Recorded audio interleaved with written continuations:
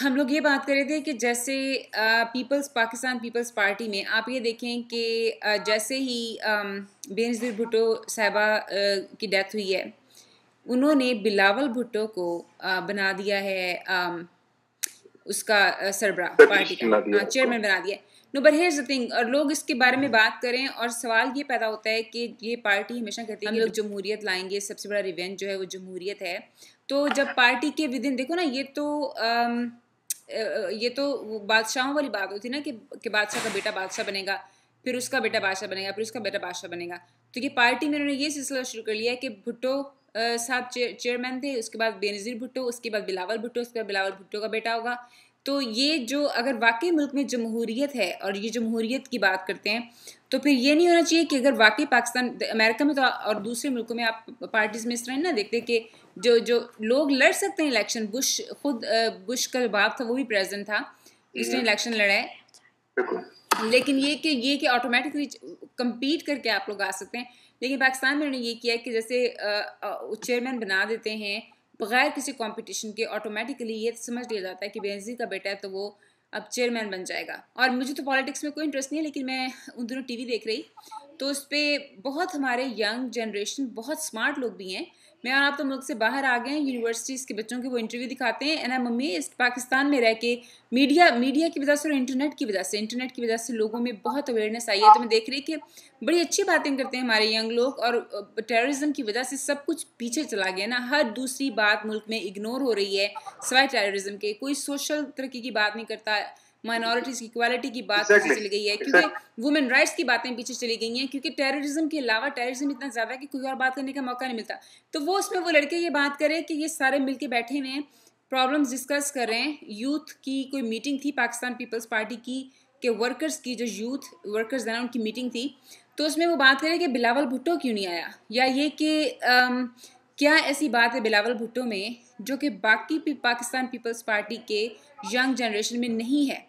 और मैं ये समझती हूँ कि बाकी इक्वल अपॉर्चुनिटी की बात है ना। फिर तो हम ये कह रहे हैं कि वो बादशाहत वाला ज़माना है, फिर हम जमहूरियत की तो बात नहीं ना कर सकते। और दुनिया तो कहाँ से कहाँ पहुँच गई है, पढ़े लिखे लोग तो ये बात एक्सेप्ट नहीं कर सकते कि आप ऑटोमेटिकली आप चाहे हम जितनी भी इज्जत करें, हमारे मुल्क में जो हीरो वर्शिप है उसकी बहुत अहमियत है ना।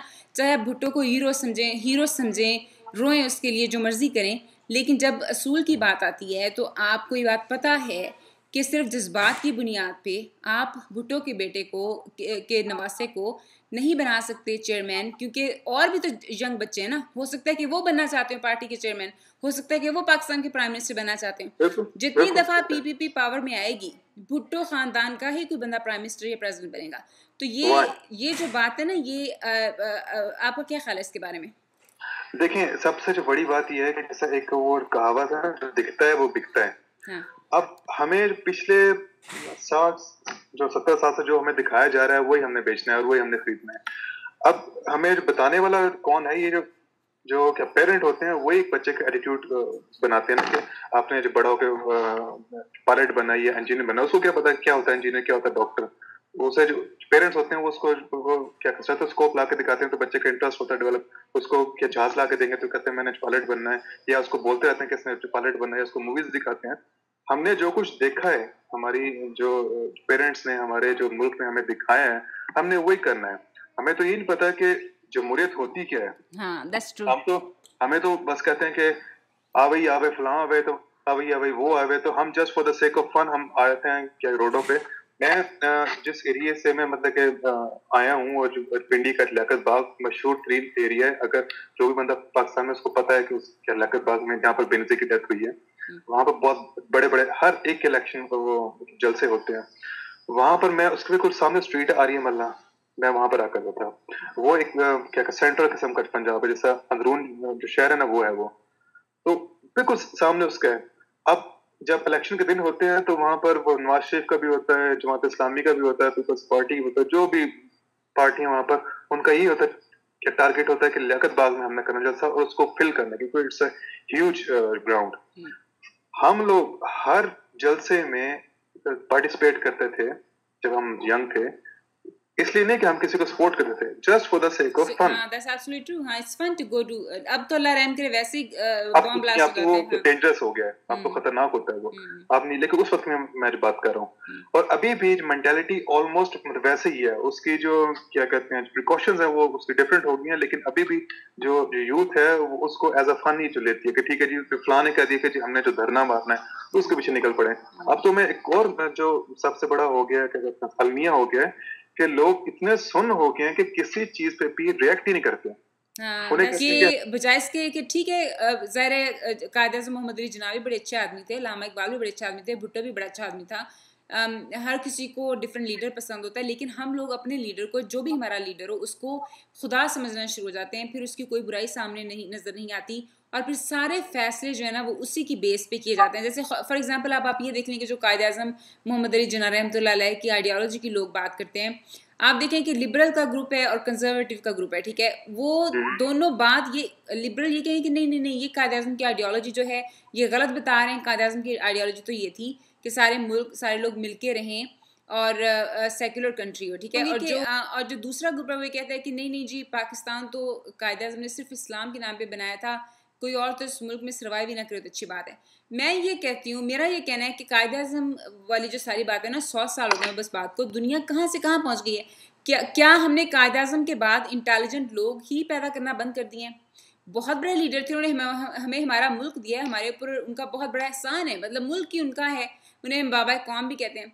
लेकिन क्या हमारे ख्यालात, हमारी आइडियोलॉजी टाइम के साथ चेंज ना हो? जब दुनिया चेंज हो गई है, जब हम उस दुनिया में नहीं रहते जिसमें कायद-ए-आज़म रहते थे, तो क्या हमारी आइडियोलॉजी आज की दुनिया के मुताबिक हम अपग्रेड ना करें? हम अपनी कारें अपग्रेड करते हैं, अपने घर अपग्रेड करते हैं, अपने कंप्यूटर अपडेट करते हैं, अपनी पढ़ाई जो है उसको बेहतर करते हैं, तो क्या हम अपनी आइडियोलॉजी को इम्प्रूव ना करें? अगर उस ज़माने में जो भी कायद-ए-आज़म ने कहा या जो भी उनके ज़हन में ख्याल था, अब हमने जब देख लिया है कि पूरी दुनिया किस तरह मुल्कों में क्या होता है तो वो तरक्की करते हैं। अगर उनको इक्वालिटी, सबको इक्वालिटी और जस्टिस दी जाती है, स्टेट और चर्च को सेपरेट किया जाता है, तो तरक्की होती है। हमने देख लिया ये बात, हमें पता है दुनिया छोटी सी जगह बन गई है, हमने देखा है कि हम सिर्फ तभी तरक्की करेंगे अगर ये होगा।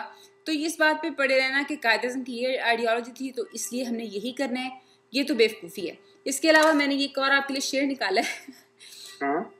आपको पता अल्लामा इकबाल जो हैं हमारे जो आइडियोलॉजी की जब उनकी बात आ जाती है तो लोग कोई ऐसी बात सुनने को तैयार नहीं होते। आज भी आपने ज़ैद हामिद को देखा होगा, वो तो बहुत फैनेटिक बातें करता है, इतना फैनेटिक आदमी। और तो आप दुनिया तरक्की कर गई है, दुनिया अपग्रेड कर गई है, अब हम लोगों ने भी उस लिहाज से अपने ख्यालात को चेंज करना है।